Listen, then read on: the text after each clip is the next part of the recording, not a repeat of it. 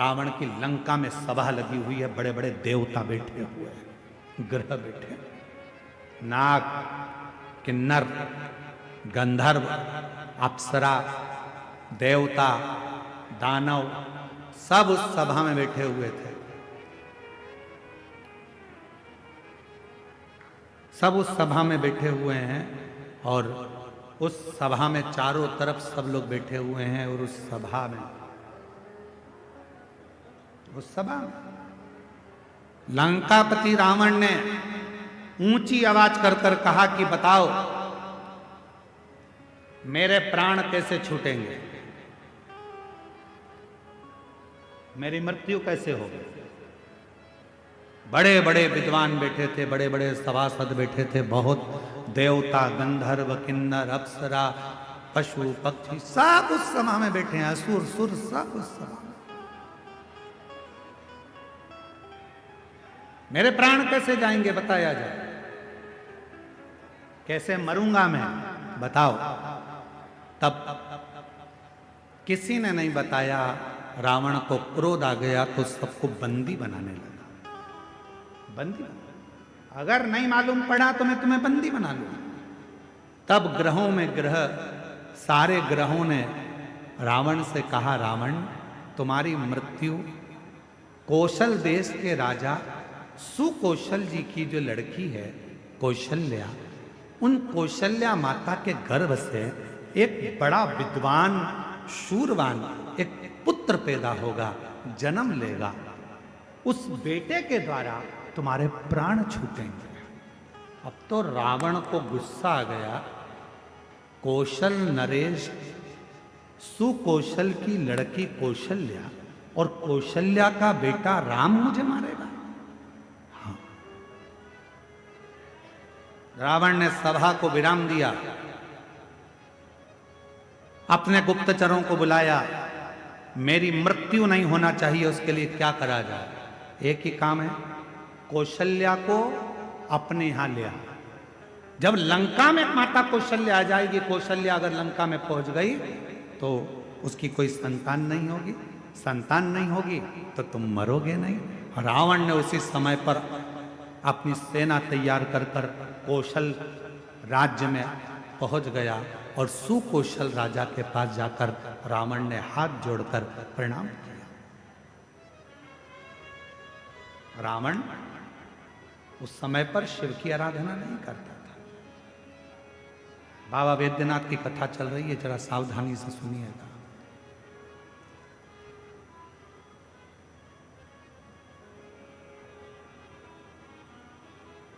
रावण उस समय शिव की आराधना नहीं करता था। सुकौशल जी ने देखा कि लंका का राजा रावण आया है, बड़ा प्रबल वीर, लंकेश आइए। कैसे आना हुआ? सुकौशल जी ने जब पूछा तो रावण ने कहा कि हमको आपकी बेटी कौशल्या चाहिए। आप अपनी पुत्री कौशल्या को लंका ले जाने की आदेश दें। सुकौशल जी मुस्कुराकर बोले कि बेटी हमारी है, पर हमारी बेटी की आज्ञा के बिना हम कोई निर्णय नहीं ले सकते, कोई नहीं।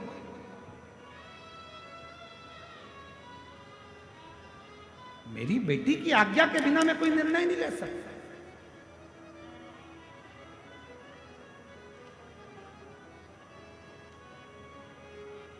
विचार किया। रावण ने पूछा तुम्हारी बेटी कहां है? सुकौशल जी बोले बस शंकर की भक्ति करती है तो अभी शिवालय से आ रही होगी। जो सामने से बेटी को आते हुए देखा तो कौशल्या इतनी सुंदर थी, माता कौशल्या इतनी सरल थी, माता कौशल्या। शिव का जो भक्त होता है उसमें सहजता, सरलता, नम्रता अपने आप दिखती है, उसको दिखाया नहीं जाता। सरल, शिव जैसा भोला, शंकर जैसा सहज कौशल्या जी। लंकापति रावण ने कौशल्या जी को देखा तो कहा आप ही कौशल्या? हाँ। सुकौशल जी की बेटी हो? हाँ। हम आपको लंका ले जाने के लिए। मुझे लंका? हाँ। कौशल्या जी कहने लगी, मैं तो लंका नहीं जाऊं, मैं लंका नहीं जाऊं। रावण कहने लगा, तुम मुझे जानती नहीं हो कौशल्या, अगर तुम मेरे साथ नहीं चली तो मैं दबाव के साथ तुम्हें लंका ले जाऊंगा। इतने में कौशल्या जी के मुख से निकल गया, लंकापति रावण सुन, तुम मुझे ले जाने की बात करता है, अगर बन सके तो तेरी लंका में एक बार उस कैलाशपति को ले जाकर बता दे तो कौशल्या लंका में प्रवेश कर जाए। तू एक बार उस कैलाशपति को तेरी लंका में ले जाकर बता दे तो ये मां कौशल्या जी कर रही हैं कि ये कौशल्या तेरी लंका में प्रवेश कर जाएगी। रावण हंसकर बोला, वो कैलाश पर रहने वाला शंकर, वो शंकर? अगर तुम बोलती कि विष्णु जी को लेकर जाओ तो बड़ी बात थी, तुम कहती कि ब्रह्मा जी को लेकर जाओ तो बड़ी बात थी, शंकर जी तो मैं अभी उनको लेकर आ। और रावण गया, देवाधिदेव महादेव की आराधना में बैठ गया, साधना में बैठ गया। शिव जी प्रसन्न नहीं हुए। अब बताओ, भाव में बैठा था कि ताव में बैठा था? भाव में नहीं बैठा ना, काय में बैठा था? ताव में। अब मैं ले जाकर मानूंगा। लग गया रावण पीछे। शंकर भगवान प्रसन्न नहीं हुए। तब रावण को लगा कि ऐसे नहीं मानेंगे। रावण ने अपना शीश काट कर देना प्रारंभ कर दिया। 9 शीश कट गए रावण के, 10वां शीश था। शिव जी सामने आकर खड़े हो गए। रावण, क्या चाहिए तुझको? रावण कहता है, बाबा मैं तुम्हें लेने आया हूं, तुम मेरे साथ लंका चलो।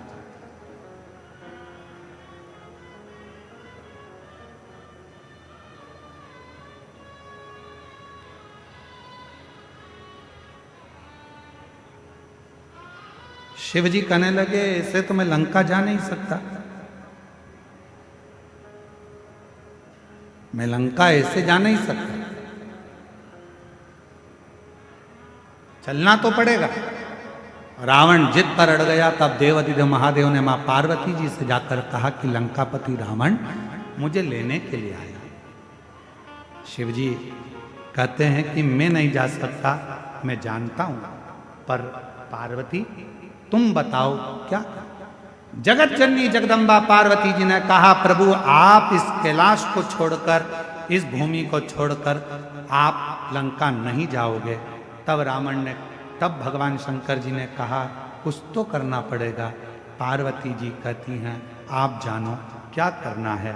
शिव जी ने रावण से कहा, मैं खुद तो नहीं जा सकता, पर मेरा ये स्वरूप एक शिवलिंग के रूप में तुझे देता हूं, तू इसको लेकर चल जा, तू लेकर चल। शिवलिंग मेरा स्वरूप है, लेकर जा। रावण कहने लगा, ठीक है, आप अपना शिवलिंग दे दीजिए। शंकर भगवान का प्रतिबिंब स्वरूप शिवलिंग शिव जी ने उठाकर रावण को दे दिया। और रावण से कहा, सुन रावण, ये शिवलिंग तू जहां रख देगा उठने वाला नहीं, ले जा इसको।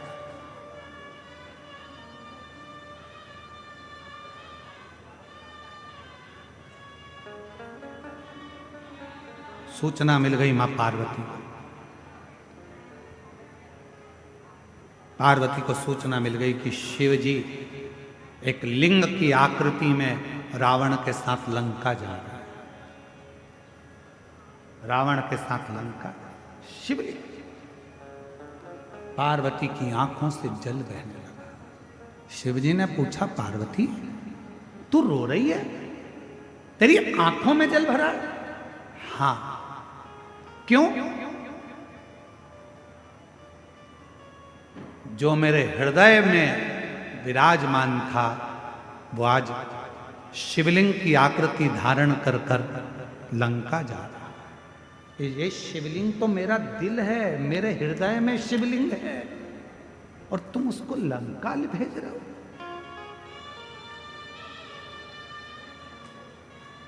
शिव जी मुस्कुराने लगे, पार्वती जी, प्यार अगर पक्का होता है तो कोई जा नहीं सकता। बस इतना शंकर जी ने कहा और पार्वती जी समझ गई। पार्वती जी ने गणेश जी को बुलाया, गणेश शीघ्र शीघ्र आओ। गणेश जी ने कहा, मां आज्ञा करिए। गणेश जाओ,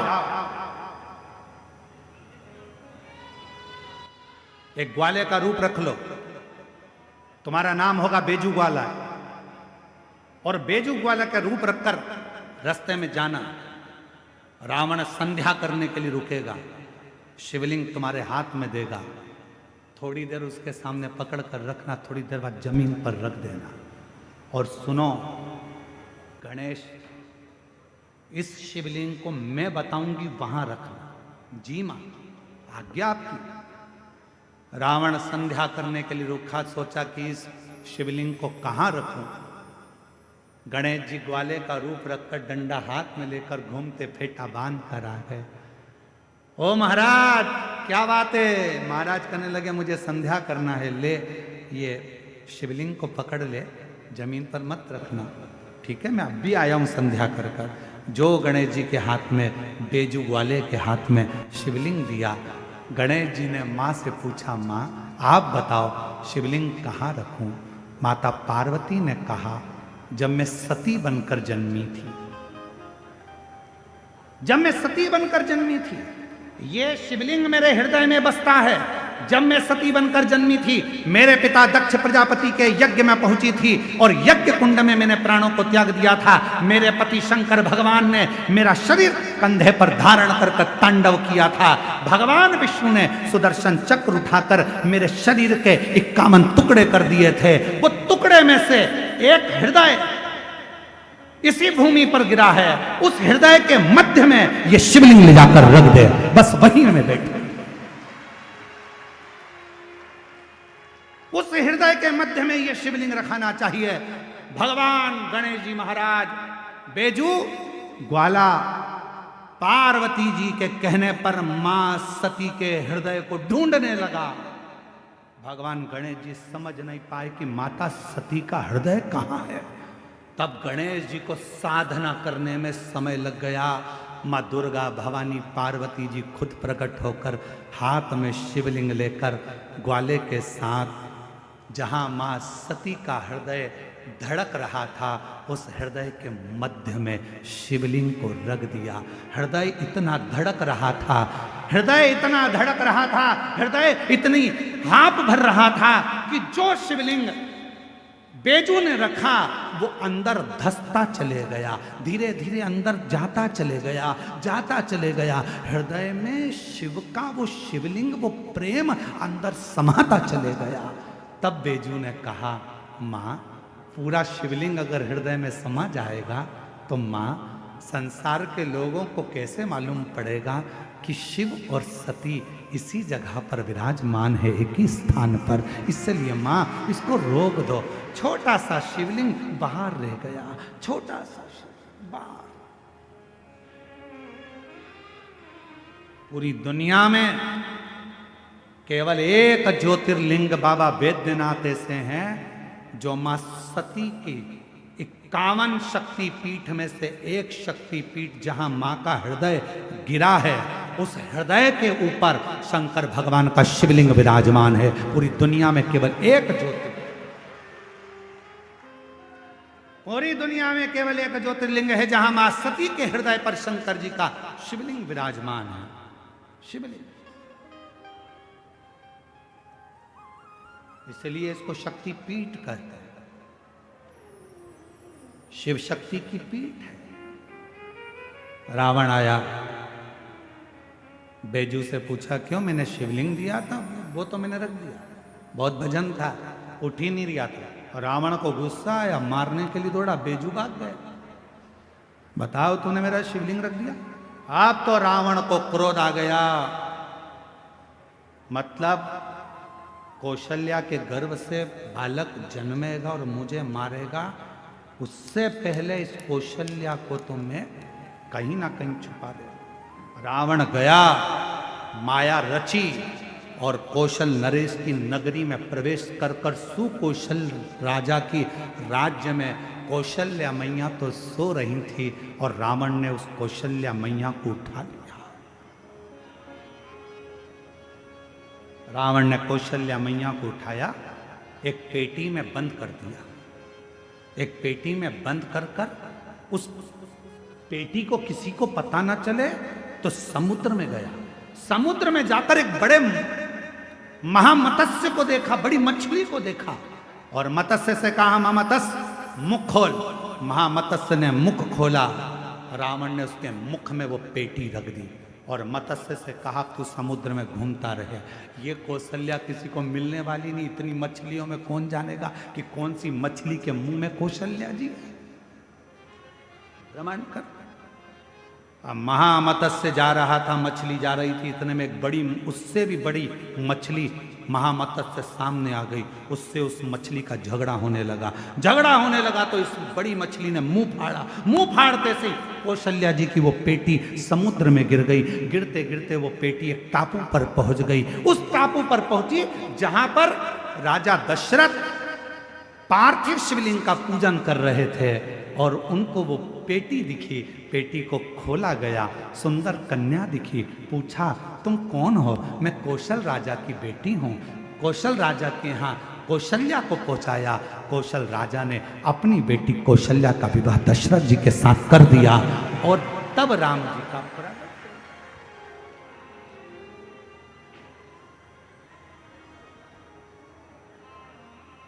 सहज कहां?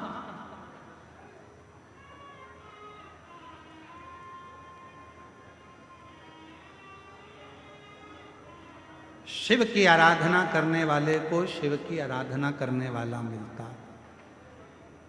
शिव की साधना करने वाले को शिव की साधना करने वाला मिलता है। जो भगवान शिव को भजता है उसे शिव का भक्त ही प्राप्त होता है। ऐसे दयालु नाथ से रिश्ता बनाइए, ऐसे दयालु नाथ से रिश्ता बनाइए। मिलता रहेगा आपको जो कुछ भी चाहिए। मिलता रहेगा आपको जो कुछ भी चाहिए। ऐसा करिश्मा होगा जो हुआ कभी नहीं। ऐसा करिश्मा होगा जो हुआ कभी नहीं। तेरी कृपा बनी रहे जब तक है जिंदगी। तेरी दया बनी रहे जब तक है जिंदगी। मांगा है भोलेनाथ से वरदान एक ही। मांगा है भोलेनाथ से वरदान एक ही।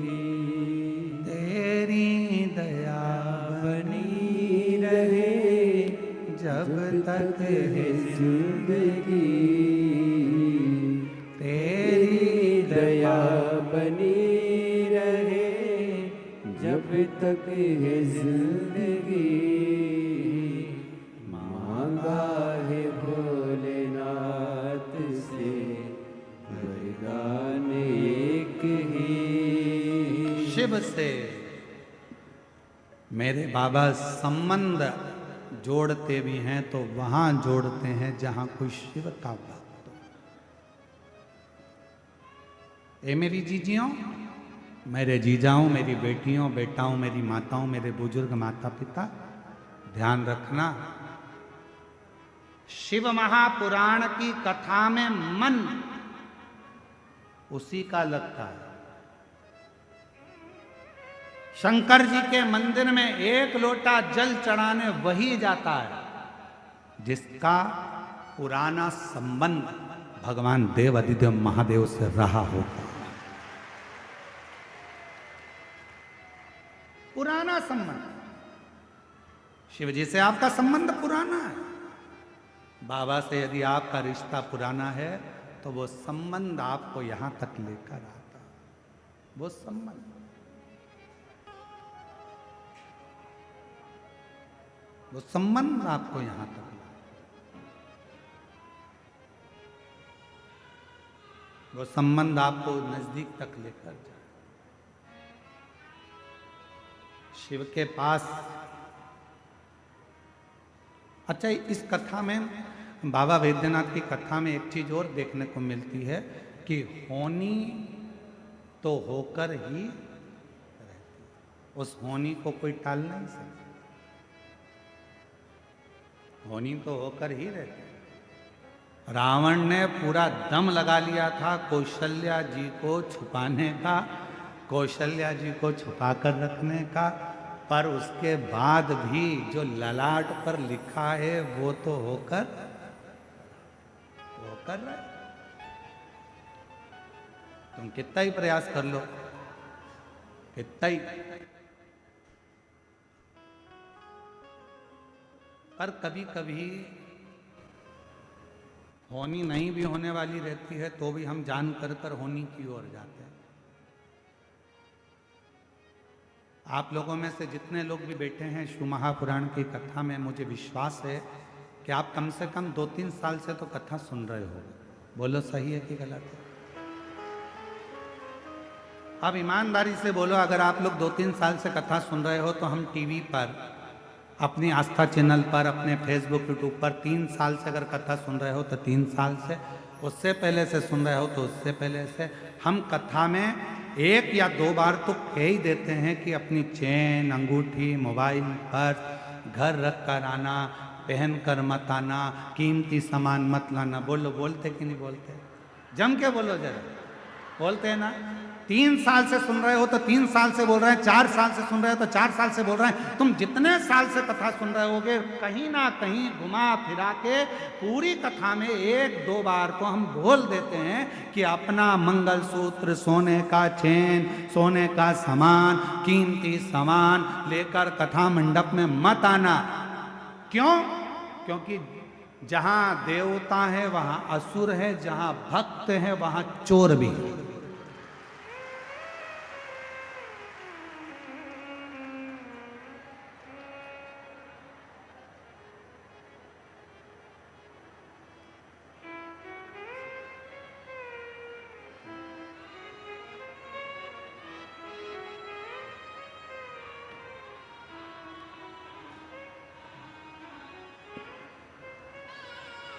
भगवान श्री बिरसा मुंडा जी की 150वीं जयंती के पावन अवसर पर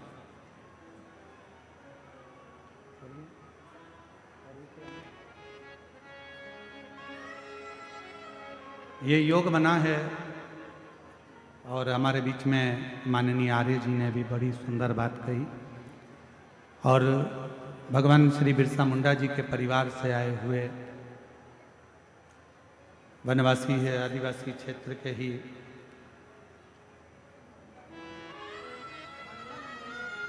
श्रीमंडल मुर्मू जी के परिवार से जो आए, उन्होंने वृक्ष के लिए बड़ा सुंदर वर्णन किया। मैं उनको विश्वास दिलाता हूं और साथ में माननीय आर्य जी को भी विश्वास दिलाता हूं। आपका 1 लोटा जल जैसे आपने वर्णन किया तो ये पूर्ण तरह से निश्चित होगा। और जो 2026 आ रहा है उसकी जो शिवरात्रि है वो ऐसी शिवरात्रि आ रही है जिस शिवरात्रि में अगर 3 दिवस तक घर के अंदर रखकर बेलपत्र के वृक्ष की सेवा कर कर और बेलपत्र को वृक्ष को शिवरात्रि के द्वितीय दिवस में उसको यदि किसी स्थान पर रोपित किया जाएगा, जो व्यक्ति जिस घर से उसको रोपित करेगा, लगाएगा और उस वृक्ष की परवरिश करेगा, उसकी जिंदगी में कभी संपदा की कमी नहीं आएगी। ऐसी शिवरात्रि शायद पहली बार ऐसा योग बन रहा है, तो हम पूर्ण भरोसे के साथ कहते हैं कि बिटले सेवा समिति कुबेरेश्वर धाम इस शिवरात्रि को हरित शिवरात्रि के रूप में, ग्रीन शिवरात्रि के रूप में मनाएगा। अब की बार जो शिवरात्रि होगी उसको ग्रीन शिवरात्रि के रूप में हम लोग उसको मनाएंगे। और लगभग जितने श्रोता जैसे पार्थिव शिवलिंग का पूजन करते हैं अपने घरों में, लगभग करोड़ों 10 करोड़ से ऊपर शिवभक्त पार्थिव शिवलिंग का पूजन करते हैं, वैसा विश्वास है कि 2026 में जो महाशिवरात्रि फरवरी महीने में जो आ रही है उसको ग्रीन शिवरात्रि के रूप में, हरित क्रांति के रूप में, हरि शिवरात्रि के रूप में हम उसको मनाएंगे। और पूरा भारत ही नहीं, पूरा देश विदेश एक बेलपत्र का वृक्ष जरूर लगाएगा और करोड़ों वृक्ष इस पृथ्वी की शोभा बढ़ाएगा। करोड़ों वृक्ष, पूरा विश्व, पूरा भारत देश इस ग्रीन शिवरात्रि से जुड़ेगा और वृक्षारोपण करेगा। लगभग करोड़ों वृक्ष एक ही दिन में शिवरात्रि के पावन अवसर पर, जैसे हमारे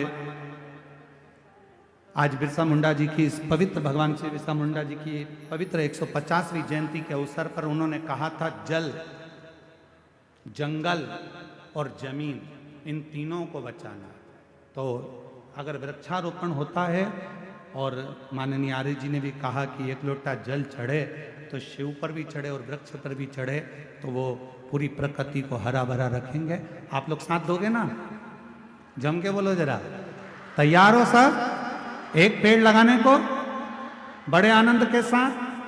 तो उस वृक्ष को ऐसे ही नहीं लगाना है। शिवरात्रि पर जो वृक्ष लगाया जाएगा, पहले उसको अपनी बेटी की तरह परवरिश करना है, घर के अंदर लाकर 3 दिन तक। और पूरा क्रम शंकर जी के साथ जैसे बेटी के मंगल विवाह का होता है, ऐसा शिव के साथ में पाणी ग्रहण संस्कार का भाव रखकर उसका खूब पोषण कर कर, और फिर शिवरात्रि के दिन बाबा देव अधिदेव महादेव से कामना कर कर कि बाबा मेरी सुख समृद्धि लक्ष्मी वृद्धि करना, वैभव देना। जैसे जैसे ये वृक्ष बढ़ता जाए वैसे हमारे जीवन में संपदा बढ़े, सुख बढ़े। इस भाव से उस वृक्ष को अपने आसपास में लगाकर उसको बड़ा करने का प्रयास। और जल अवश्य, हर हर शिव कथा करें।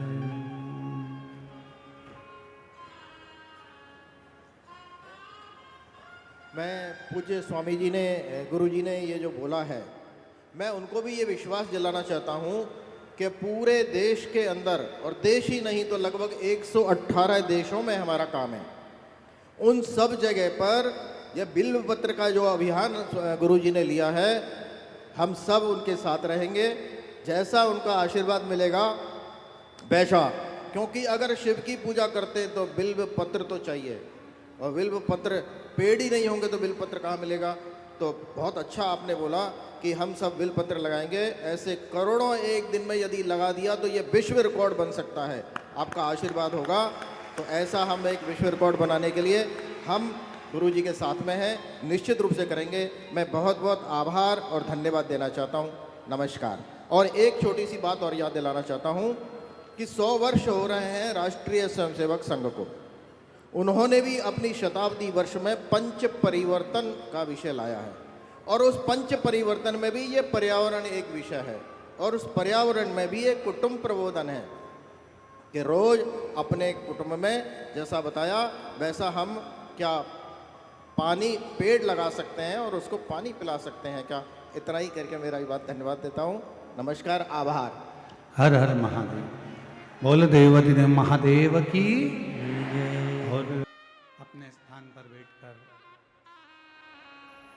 बाबा देवाधिदेव महादेव से अपने हृदय की, मन की बड़े भाव से बात कहें, शिव जी को प्रार्थना करें।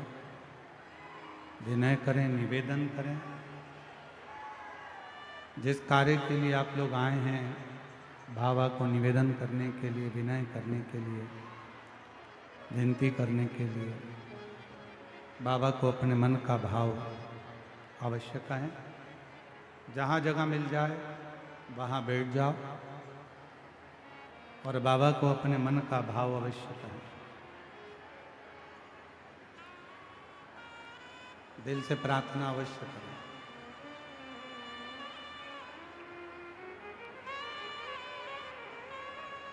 हमारे बीच में जो अयोध्या की रानी राजकुमारी सूरी रत्ना जी, जिनका विवाह कोरिया में हुआ था, उनके वंशज किम सेंग वॉन जी, मेडी जी यहाँ कोरिया से आए हैं। एक बार उनके लिए जोरदार ताली बजाकर स्वागत करें। इनकी एक बार दिली इच्छा थी कि हमने सुना है कि भारत में एक कथा ऐसी होती है जिस कथा में बिना बुलाए, बिना निमंत्रण के लोग आते हैं और लाखों की संख्या में आते हैं। तो उस क्राउड को देखने के लिए, उस भीड़ को देखने के लिए, उन भक्तों के सैलाब को देखने के लिए आपका बहुत दिन से मन था, जो इस कथा के पंडाल में आकर आपने दर्शन किया। मैं मिडी जी से निवेदन करूंगा कि आप अपने हृदय की बात जो आप यहाँ देखने के लिए आए थे, कि इतना भीड़ क्या कथा को सुनने के लिए बिना बुलाए आ सकती है, बिना किसी गाड़ी को भेजे, बिना किराए दिए क्या इतने लोग आ सकते हैं? उस मन के आपके भाव को मैं सुनना चाहूँगा। एक माइक, फिर अपन बाबा की कथा को आगे बढ़ाएं। आपकी दिली इच्छा थी कि इतना भीड़ बिना बुलाए, बिना निमंत्रण के कैसे आ जाती है? एक बार जोरदार ताली बजाएं। श्री शिवाय नमस्तुभ्यम। श्री शिवाय नमस्तुभ्यम। हर हर Mahadev. Hello everyone, my name is Sang-won Kim. I'm from South Korea. How can I say? Yeah, I heard about Panditji from various sources, especially from my friends. So, and today actually I got invited to come here, but I was so surprised to see this kind of big crowd, and I feel like I'm getting some big blessing from Panditji sir. Yeah, thank you very much. Thank you very much. ये कह रहे थे कि इनका नाम Maddie सैंगवान किम है। ये Korea के राजवंश से हैं। इन्होंने काफ़ी जगहों पे और बहुत जगहों पे गुरुजी के बारे में सुना, क्योंकि इनके आधे खून में हिंदुत्व है, तो ये चाहते थे हिंदुत्व को देखना देश में। तो ये बोल रहे हैं कि जब मैंने गुरुजी के बारे में जगह जगह लोगों से सुना, और अब जब यहाँ आया और उनके प्रति लोगों का प्रेम और निष्ठा देख रहा हूँ, तो इनको बहुत अच्छा लग रहा है। धन्यवाद बहुत बहुत मेडी जी। एक बार जोरदार ताली बजाकर उनका स्वागत करेंगे। बाबा से प्रार्थना करेंगे, दिल से अपने मन के भावों को शिव जी से कहेंगे, हृदय से बाबा को प्रार्थना करेंगे।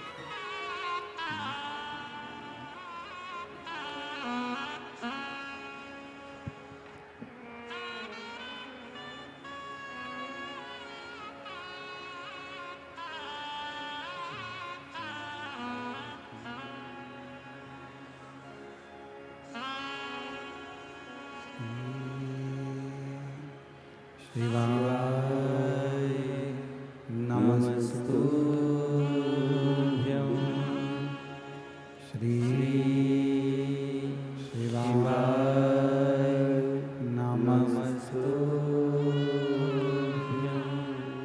श्री शिवाय नमस्तुभ्यं। श्री शिवाय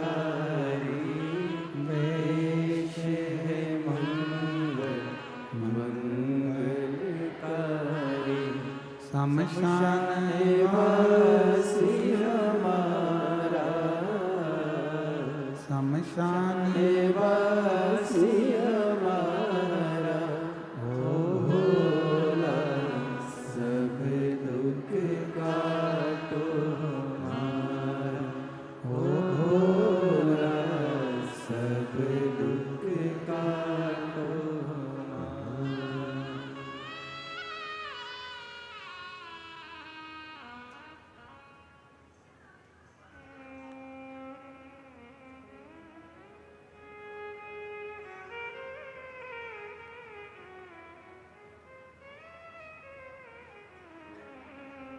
बाबा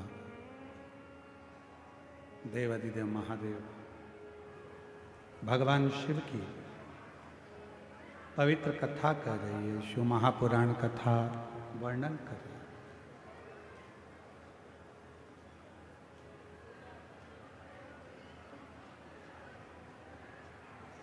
है। रावण भाव से भगवान शिव को नहीं भज पाया, केवल शिव को प्राप्त करा तो उसने ताऊ से प्राप्त करना।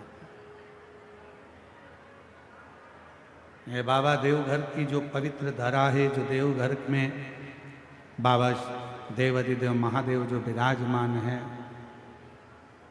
वो मां सती के हृदय पर शिवलिंग विराजमान।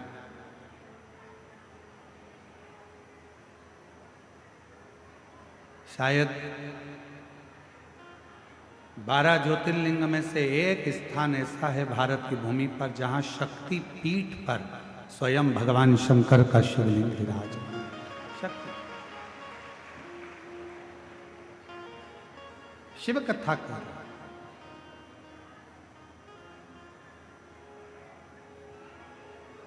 शिव को समझना, भगवान शंकर की अविरल भक्ति को समझना, भगवान देवादिदेव महादेव के विश्वास को, भरोसे को समझना कठिन। स्वयं ब्रह्मा जी भी नहीं समझ पाए।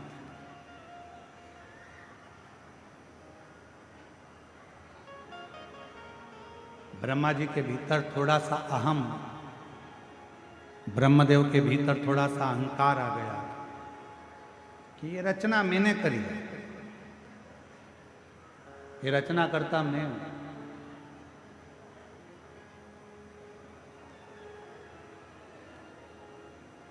कई लोग कह देते हैं वो तो मैं जिंदा हूं तो काम हो रहा है, अगर मैं मर गई तो आटे दाल का भाव मालूम पड़ जाए। वो तो मैं कर रहा हूं तो हो रहा है, मैं चले गया तो तुम्हारी दुकान भी नहीं चली। कई लोगों के मन में आता है कि मैंने किया, और शिव महापुराण की कथा कहती है मैं संबोधन श्रेष्ठ संबोधन नहीं। भगवान शंकर के ससुर दक्ष प्रजापति ने भी केवल मैं का संबोधन करा। मेरा भवन, मेरा राज्य, मेरा नगर, मेरी बेटी, मैंने करा, मैंने करा, मैंने करा। आखिरी में फिर हुआ क्या कि दक्ष प्रजापति का सिर कटा, और दक्ष प्रजापति का सिर कटकर आखिरी में फिर बकरे का सिर लगा, और वो बकरा मैं करता। अच्छा करें, मत बुरे कर्म कर वरना पछताएगा, भगवान की आंखों से तू बच बच नहीं नहीं पाएगा, तू बच नहीं। पाएगा। अरे ओ अज्ञानी मत करना, तेरे कर्म का फल भी तो ही पाएगा, जैसा किया तूने तेरे आगे आएगा। मत बुरे कर्म कर बंदे वरना पछताएगा, भगवान की आंखों से तू बच नहीं पाएगा, तू बच बच नहीं पाएगा। ब्रह्मदेव के मन में अहमता उत्पन्न हुई, ये रचना मैंने करी। और भगवान देव आदिदेव महादेव का तो कहीं ब्रह्मा जी नाम ही नहीं है। भगवान नारायण के पास जाकर जब ब्रह्मा जी ने कहा कि ये पूरी रचना मेरी है, तब भगवान नारायण के मुख से निकल गया कि रचना तुम्हारी नहीं, ये रचना तो स्वयं इस पृथ्वी पर निवास करने वाले अगर कोई देव हैं तो वो देव अधिदेव महादेव, ये रचना तो उनकी है। ये सब कुछ उन्होंने रचा है, रचना उनकी है। प्रेशर बजा, ये आपकी रचना नहीं है, ये उनकी रचना। ब्रह्मा जी ने कहा मैं मानता नहीं। एक बड़ा सा पर्वत, उस पर्वत को भगवान ब्रह्मा और भगवान विष्णु ने घुमाना प्रारंभ करा कि हम जाने कि सृष्टि का रचना करता कौन है, आखिर शिव कौन है।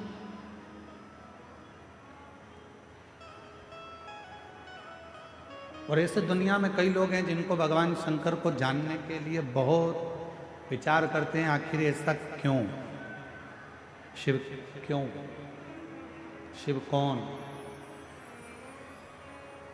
और निवेदन है ब्रह्मा ब्रह्मलोक के देवता हैं, भगवान विष्णु बैकुंठ के देवता हैं, इंद्र इंद्रलोक के देवता हैं, गरुण गरुण लोक के देवता हैं, वरुण वरुण लोक के देवता हैं, पर केवल एक हैं देव अधिदेव महादेव, जो इस भूमंडल के इस पृथ्वी के देवता हैं, जिनको एक लोटा जल चढ़ाकर हम हमारी जिंदगी की सारी बातें शिव से कर सकते। अपने हृदय से हम शिव को कह सकते। मेरे भोले बाबा का एक काम सबसे प्रबल है, और वो सबसे प्रबल काम यह है कि जो मनुष्य हमसे मिलता है, मेरा भोले बाबा उसकी पारदर्शिता हमारे सामने प्रकट कर देता है।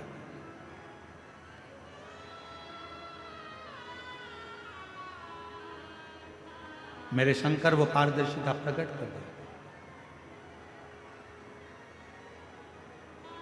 किसी भी व्यक्ति से जब आप मिलेंगे, जो शंकर भगवान को एक लोटा जल चढ़ाने वाला होता है, शिव को जल चढ़ाने वाला होता है, श्री शिवाय नमस्तुभ्यम बोलने वाला होता है, जो शंकर का गुणगान करने वाला होता है, शिव नाम लेने वाला होता है, जब वो किसी भी व्यक्ति से मिलता है, चाहे मेरी जीजियाँ हों, मेरे जीजा हों, मेरी बेटियाँ, मेरे बेटा, मेरी माताएं, मेरे बुजुर्ग माता पिता हों, आप अगर शंकर भगवान को एक लोटा जल चढ़ाते हो तो आप किसी से भी मिलोगे तो आपके सामने जब मिलोगे तो दो चीजें सामने आ जाएगी।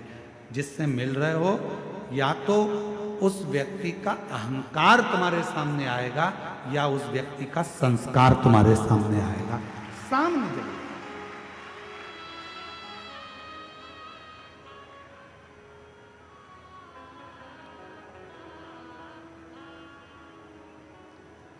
एक टीवी पर एक सीरियल आता है, कौन बनेगा करोड़पति। अरे बोलो तो जम के, सही है कि गलत है। उस पूरे सीरियल में मंजिल तक कोई पहुंच ही नहीं पाता। बोलो सही है। बहुत कम होंगे जो मंजिल तक पहुंचे होंगे। क्यों नहीं पहुंच पाते? किस लिए नहीं पहुंच पाते? जो बैठा है सीट पर, क्या उसको उस प्रश्न का उत्तर याद नहीं है? उसको याद है। जो सीट पर बैठा है उसको प्रश्न का उत्तर याद है, वो सब कुछ याद कर कर गया है, सब कुछ बोल सकता है, सारा उत्तर दे सकता है, सब कुछ बता देता है। पर उस हॉट सीट पर कौन बना करोड़पति में सामने कंप्यूटर पर बहुत सारे विकल्प दे दिए जाते हैं, बहुत सारे ऑप्शंस दे दिए जाते हैं। बोलो सही है कि गलत है? 4 विकल्प हैं, इसमें से छांटो कौन सा सही है। बोलते जाओ उत्तर सही है। फिर अगर ये भी नहीं कर सकते तो फोन लगाकर बात कर सकते हो, आपके पास ये भी विकल्प है। फिर आपके पास एक विकल्प और है कि आप किसी की सहायता ले सकते हो। जो व्यक्ति हॉट सीट पर बैठा है, क्या वो उत्तर नहीं जानता है? उसको उत्तर मालूम है, पर जैसे ही उसके सामने विकल्प आ जाते हैं, वो उन विकल्पों में इतना फंस जाता है कि असली उत्तर को भूल जाता है और आखिरी में वो हार जाता है। आखिरी में एक प्रश्न और उसका एक उत्तर अगर है तो मंजिल तक पहुंचे। बहुत सारे विकल्प जब खड़े हो जाते हैं तो वो सोच में पड़ जाता है, ये बोलूं या ये बोलूं। विकल्प वो मंजिल तक पहुंचता। आज दुनिया के लोगों ने सारे विकल्प हटा दिए। पहले लोग कहते थे हमारे पास आना, हम तुम्हारा दुख मिटा देंगे। फिर कोई कहता था वहां चले जाओ, वहां तुम्हारा दुख मिट जाएगा। फिर किसी ने कहा वहां चले जाओ, तुम्हारी तकलीफ मिट जाएगी। वहां चले जाओ, तुम्हारा कष्ट मिट जाएगा। अब दुनिया के लोगों ने सारे विकल्प मिटा दिए, केवल एक हाथ में लोटा भर जल पकड़ा, शंकर जी के मंदिर में चढ़ाया, शिव जी को अपने मन की बात कही और रिजल्ट सामने आना प्रारंभ हो गया और वो अपनी मंजिल तक पहुंच गया। मंजिल तक पहुंच। विकल्प रहेंगे तो उलझे, ऑप्शंस रहेंगे बहुत सारे तो उलझे। अब कोई विकल्प नहीं है, कोई ऑप्शन, केवल एक सारी समस्या का हल श्री शिवाय बोल बम का नारा है। बस एक विकल्प उसको दिखता है कि मेरे को अब ज्यादा फंसना नहीं है, आडंबर में मुझे जाना नहीं है, यहाँ वहाँ मुझे जाना नहीं है, मुझे तो केवल शंकर के मंदिर तक जाकर एक लोटा जल समर्पित कर। एक पत्र है, अच्छा है।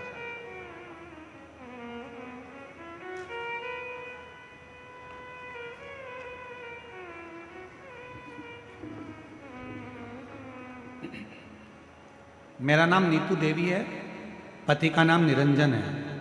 मैं जिला पटना बेगूसराय की निवासी हूँ। मेरा मोबाइल नंबर ये है, कहीं बैठी हों तो हाथ हिला सकती हैं, और अगर कहीं बैठी हों तो एक बेलपत्र लेने के लिए आ सकती हैं। मेरा नाम नीतू है, नीतू देवी, पति का नाम निरंजन है। पत्र को एलईडी पर आप लोग पढ़ सकते हैं।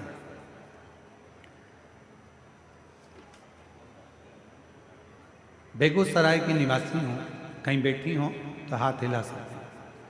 गुरुजी, आपको प्रणाम करती हूँ। एक लोटा जल और पंडाल में बैठकर कथा सुनने का फल बताना चाहती हूँ। बाबा ने छप्पर फाड़ कर दिया है, जो भी दिया सब मिला गुरुजी। पति का प्रमोशन हो गया, बेटा का आईआईटी में जॉब हो गया और बेटी का पहली बार में नीट निकल गया और वो एमबीबीएस सरकारी कॉलेज मिल गया। मैं गुरुदेव काशी का पंडाल कथा सुनी, मधेपुरा सिंहेश्वर के पंडाल में कथा सुनी, सीहोर के पंडाल में कथा सुनी। बाबा से केवल यही मांगने जाती थी कि मेरा बेटा का जॉब लग जाए और मेरी बेटी का सिलेक्शन हो जाए और मेरे पति का प्रमोशन हो जाए। बाबा किराए के मकान में रहते थे, आज बाबा ने खुद का महल बनवा दिया है।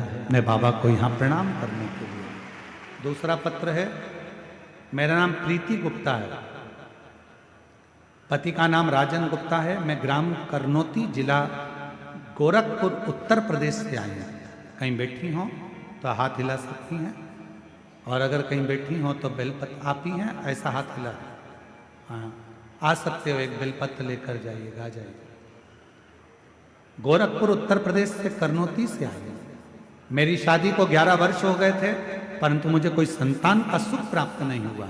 बहुत दवा करवाई, सारी जांच भी करवाई, बहुत अच्छे अच्छे डॉक्टर को भी दिखाया और सारी रिपोर्ट नॉर्मल भी आई, परंतु फिर भी संतान की प्राप्ति नहीं। गुरुजी, मैं बहुत दुखी हो गई और मुझे लोगों के ताने भी मिलने लगे। तब किसी ने मुझे बताया कि सीहोर वाला बाबा महाराज आस्था चैनल पर शिव पुराण की कथा करता है और उपाय भी बताते हैं। मैंने 2023 में आपकी कथा को सुनना प्रारंभ किया। आपके बताए अनुसार आंकड़े की जड़ का प्रयोग 2 बार किया, पशुपति व्रत 3 बार किया।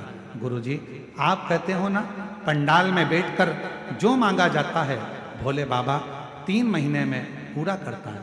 मैं 2024 में कुशीनगर उत्तर प्रदेश फरवरी में आपकी कथा हो रही थी गुरुजी, मैं वहाँ मेरी भांजी के कथा के पंडाल में पहुँच गया और अंतिम के 2 दिन कथा श्रवण करने का सौभाग्य प्राप्त हुआ।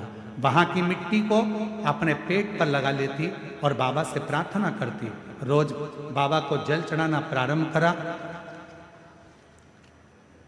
बाबा की ऐसी कृपा हुई, 20 फरवरी को कथा सुनकर हम आ गए। बाबा के मंदिर में जाकर जल चढ़ाना प्रारंभ करा और शिव जी की कृपा से 10 मार्च को मेरा गर्भ ठहर गया। 13/11/2024 को 11 साल के बाद मुझे संतान की प्राप्ति बाबा की कृपा से हो गई। शिव किसको कहते हैं महाराज? एक विश्वास, एक भरोसा। ब्रह्मा जी के मन में शंकर के प्रति विश्वास केंद्रित नहीं हो पाया। ब्रह्मा जी के मन में भगवान देवाधिदेव महादेव के प्रति विश्वास दृढ़ नहीं हो पाया और ब्रह्मा जी ने कह दिया कि मैं नहीं मानता, मैं मानता ही।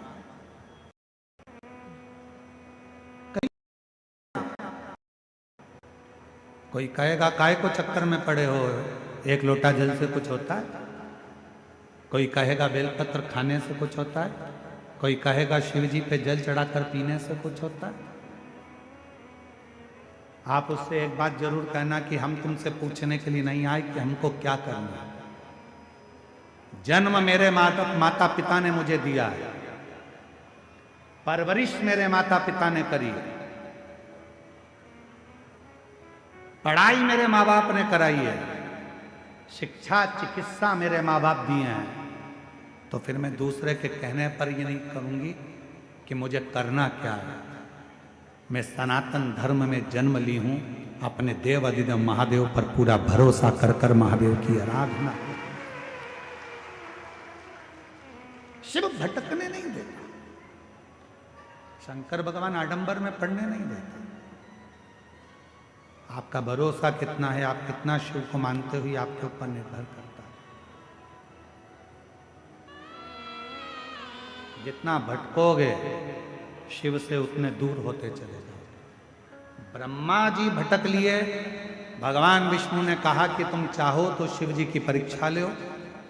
पर्वत को घुमाया, अग्नि का एक खंभ प्रकट हो गया, उस अग्नि के खंभ में से एक शिवलिंग प्रकट हो गया। यही मार्गशीर्ष मास का महीना था, जिस महीने में भगवान शंकर का प्रथम शिवलिंग प्रकट हुआ था और उसी मार्गशीर्ष मास में आप और हम शिव महापुराण की कथा को श्रवण कर रहे हैं। उसी मार्गशीर्ष मास, किस्मत वाले तो हो तुम लोग, ये तो पक्का है, ये निश्चित है। अपने अपने घर जाकर नजर उतरवा लेना तुम अपनी अपनी कि बाबा ने बहुत बड़ी कृपा करी, दया करी। हम सब इकट्ठे और भोलेनाथ के पट्टे।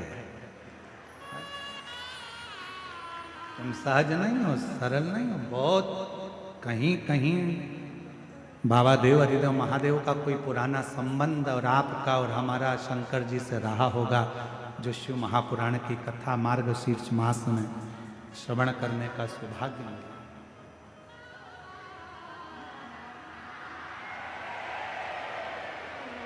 जो ये कथा में,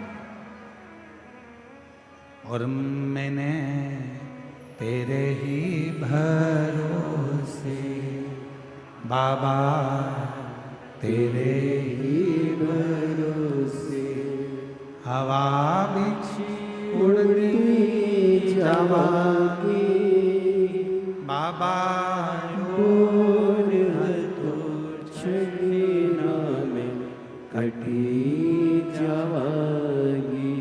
भोले मैं तेरी पतंग, शंभू मैं तेरी पतंग, हवा बिछी उड़ती जावागी बाबा, डोर तो छड़ना में कटी जावागी। विश्वास अपने भीतर प्रकट करो। ब्रह्मा जी के भीतर वो विश्वास प्रकट नहीं हो पाया। पर्वत घुमाया, शिवलिंग प्रकट हो गया। फिर अभी भी शिवलिंग में से आवाज आई कि ब्रह्मा जी तुम भरोसा नहीं कर पाए। व्यक्ति जगह जगह की ठोकर कब तक खाता है? जब तक वो पूर्ण भरोसा शिव पर नहीं कर पाता, जब तक उसका विश्वास दृढ़ नहीं होता। जिस मनुष्य का भरोसा शंकर जी पे पूरा हो जाता है, फिर वो कभी भटकता नहीं।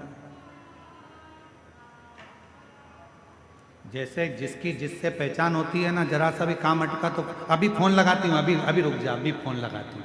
लगाया फोन, ले बात कर ले, आगे बैठूंगी आगे।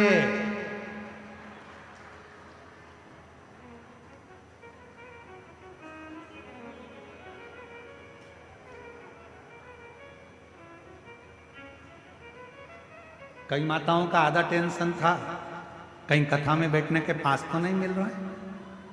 और कई लोगों ने थे कुछ लोग जिन्होंने सोचा कि अपना थोड़ा बहुत व्यापार कर लेंगे, तो उन्होंने सोचा कि अपना पास बेच देंगे, कौन पहचान में आ रहा है, बैठेगी तो बैठेगी, नहीं तो चली जाएगी। पर कौन बताए कि यह कथा करवाने वाला कोई दूसरा नहीं, बाबा देवघर वाला मेरा वैद्यनाथ बाबा है, माँ दुर्गा भवानी है। कौन वो संशय का। और फिर अभी कथा के बीच में कहा था कि 6 साल से कथा सुन रहे हो कि चेन, अंगूठी, मोबाइल, पर्स लेकर मत आओ, क्योंकि तुम यहाँ पर, मेरा बाबा तो खुद डायमंड है, हीरा है। तुम अपना सोना चांदी हीरा पन्ना घर छोड़ कर आओ, यहाँ तो बाबा से मिलने आई हो ना, अपने पिता से कहने के लिए आई हो।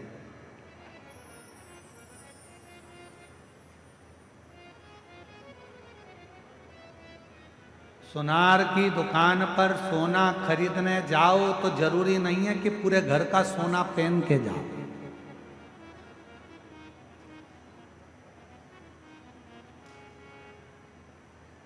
काय चंदन भैया, सही है गलत है? तुम भी सोनी हो है?